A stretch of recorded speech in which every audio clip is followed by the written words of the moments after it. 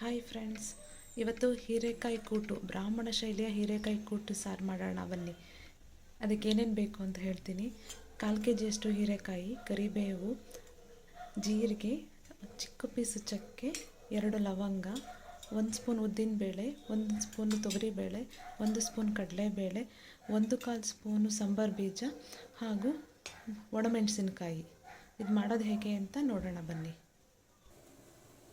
ಮೊದಲಿಗೆ ಹೀರೆಕಾಯಿನ ಬೇಯೋಕ್ಕಿಟ್ಟಿದ್ದೀನಿ. ಹೀರೆಕಾಯಿ ಬೇಕು, ಒಂದು ಸೈಡ್ ಹೀರೆಕಾಯಿ ಬೇಯ್ತಾ ಇರಲಿ. ಪಕ್ಕ ಮಸಾಲೆಯನ್ನು ಹುರ್ಕೊಳ್ಳೋಣ. ಮೇಲೆ ಬಾಣಲಿ ಇಟ್ಟಿದ್ದೀನಿ. ಲೋ ಫ್ಲೇಮಲ್ಲಿ ಎಲ್ಲ ಡ್ರೈ ರೋಸ್ಟ್ ಮಾಡ್ಕೊಳ್ಳೋಣ. ಗೊತ್ತಾಯಿದ್ದೀನಿ.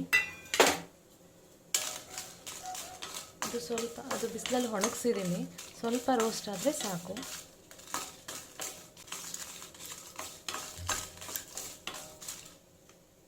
ಉರಿ ಮೀಡಿಯಮಲ್ಲೇ ಇರಲಿ.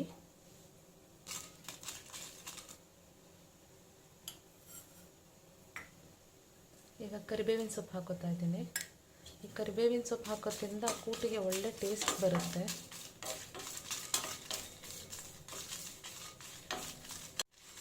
ತೊಗರಿಬೇಳೆ ಹಾಕಿದ್ದೀನಿ, ಉದ್ದಿನಬೇಳೆ, ಎಲ್ಲ ಸ್ವಲ್ಪ ಗೋಲ್ಡನ್ ಬ್ರೌನ್ ಬರೋವರೆಗೂ ಹುರ್ಕೊಳ್ಳೋಣ. ಡ್ರೈ ರೋಸ್ಟ್ ಮಾಡ್ಕೊತಾ ಇದ್ದೀನಿ ಎಲ್ಲನೂ.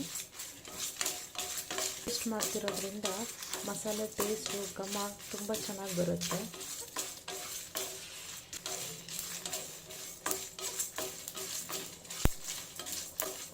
ಉರಿ ಮೀಡಿಯಮ್ ಫ್ಲೇಮಲ್ಲೇ ಇಟ್ಕೊಳ್ಳಿ. ಈಗ ಸಾಂಬಾರು ಬೀಜ ಹಾಕ್ತಾ ಇದ್ದೀನಿ. ಸಾಂಬಾರು ಬೀಜ ಒಂದು 10 to 20 ಸೆಕೆಂಡ್ ಕ್ರಿಸ್ಪ್ ಆದರೆ ಸಾಕು. ಈಗ ಗ್ಯಾಸ್ ಆಫ್ ಮಾಡ್ತಾ ಇದ್ದೀನಿ. ಇದನ್ನು ಒಂದು ಬ್ಲೆಂಡರ್ಗೆ ಶಿಫ್ಟ್ ಮಾಡ್ಕೋತೀನಿ. ಈಗ ಇದನ್ನೆಲ್ಲ ಒಂದು ಬ್ಲೆಂಡರ್ಗೆ ಶಿಫ್ಟ್ ಮಾಡಿದ್ದೀನಿ. ಇದಕ್ಕೆ ಸ್ವಲ್ಪ ಒಣ ಕೊಬ್ಬರಿನ ಆ್ಯಡ್ ಮಾಡಿ ಇದು ತಣ್ಣಗಾದ್ಮೇಲೆ ಮಸಾಲೆ ರುಬ್ಕೊಂಬರೋಣ.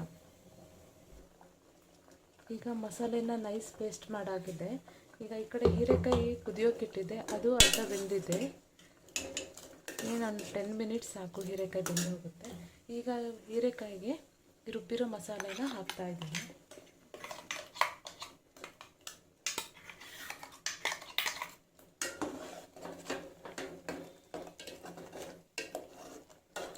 ಹೀರೆಕಾಯಿಗೆ ಮಸಾಲೆ ಹಾಕ್ತಿದ್ದಂಗೆ ಒಂದು ಒಳ್ಳೆ ಅರೋಮಾ ಬರ್ತಾ ಇದೆ. ತುಂಬ ಚೆನ್ನಾಗಿದೆ ಸ್ಮೆಲ್. ಇದಕ್ಕೆ ಸ್ವಲ್ಪ ನೀರು ಸೇರಿಸಿ ಹೀರೆಕಾಯಿಗೆ ಹಾಕ್ತಾ ಇದ್ದೀನಿ. ಅದಕ್ಕೆ ರುಚಿಗೆ ತಕ್ಕಷ್ಟು ಉಪ್ಪು ಹಾಕ್ತಾ ಇದ್ದೀನಿ.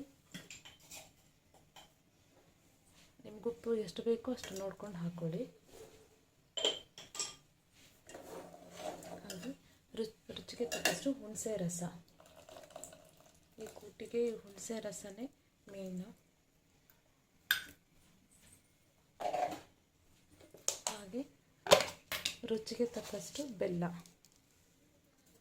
ಈ ಕೂಟಿಗೆ ಬೆಲ್ಲ ಹಾಕೋದ್ರಿಂದ ಹುಳಿ, ಉಪ್ಪು, ಖಾರ, ಬೆಲ್ಲ ಎಲ್ಲ ಸೇರಿದ್ರೆ ಕೂಟಿನ ಟೇಸ್ಟೇ ಬೇರೆ ಇದೆ. ಇದೊಂದು ಚೆನ್ನಾಗಿ ಕುದಿ ಬರಲಿ. 5 ನಿಮಿಷದಿಂದ ಸಾಂಬಾರು ಕುದೀತಾ ಇದೆ. ಈಗ ಚೆನ್ನಾಗಿ ಸಾಂಬಾರು ಕುದಿದೆ. ಇದಕ್ಕೊಂದು ಒಳ್ಳೆ ಒಗ್ಗರಣೆ ಕೊಟ್ಟರೆ ನನ್ನ ಸಾಂಬಾರು ರೆಡಿ ಆಗುತ್ತೆ. ಒಗ್ಗರಣೆಗೆ ಚಿಕ್ಕ ಬಾಣಲಿ ಇಟ್ಟಿದ್ದೀನಿ. ಸ್ವಲ್ಪ ಎಣ್ಣೆ,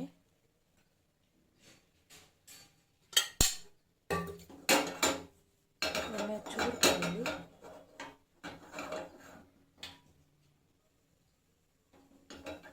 ಎಣ್ಣೆ ಕಾಯ್ತಿದ್ದಂಗೆ ಸಾಸಿವೆ, ಜೀರಿಗೆ ಒಗ್ಗರಣೆ ಹಾಕ್ತಾ ಇದ್ದೀನಿ.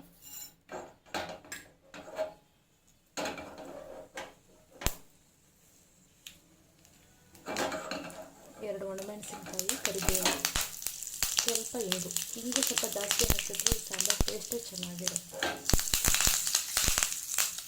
ಚಿಟಪಟ ಅಂದ ತಕ್ಷಣ ನಮ್ಮ ಸಾಂಬಾರಿಗೆ ಹಾಕಿದ್ರೆ ಸಾಂಬಾರು ರೆಡಿ.